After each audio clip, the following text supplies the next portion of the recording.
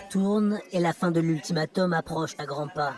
Les casques blancs de la CEDEAO se préparent activement. Cette force militaire de maintien de la paix des États d'Afrique de l'Ouest a été créée en 1990 et elle est déjà intervenue dans plusieurs pays de la région, Libéria, Sierra Leone, Guinée-Bissau, Côte d'Ivoire.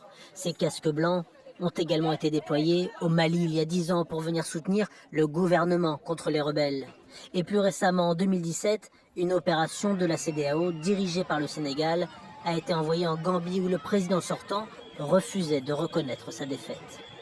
Après les coups d'État des dernières années au Mali et au Burkina Faso, la CEDEAO semble aujourd'hui bien décidée à ne pas laisser passer un énième coup de force dans sa zone.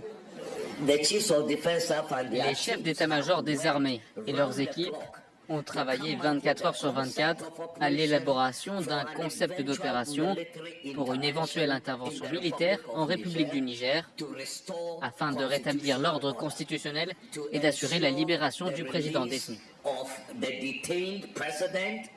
La CEDEAO affirme qu'elle privilégie encore la diplomatie, mais la délégation qu'elle a envoyée au Niger n'y est restée que quelques heures pour s'entretenir avec les putschistes dans l'enceinte même de l'aéroport de Niamey et sans même rencontrer le chef de la junte.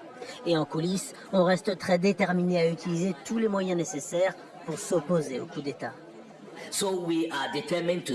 Nous sommes déterminés à y mettre fin, mais la CEDEAO ne va pas dire aux putschistes quand et où nous allons frapper. C'est une décision opérationnelle qui sera prise par les chefs d'État. Mali et Burkina Faso, autres membres suspendus de la CEDEAO, ont d'ores et déjà annoncé leur soutien à leurs voisins nigériens. De quoi laisser craindre une potentielle guerre régionale si la diplomatie échoue, mais il reste encore un peu de temps pour faire aboutir le dialogue.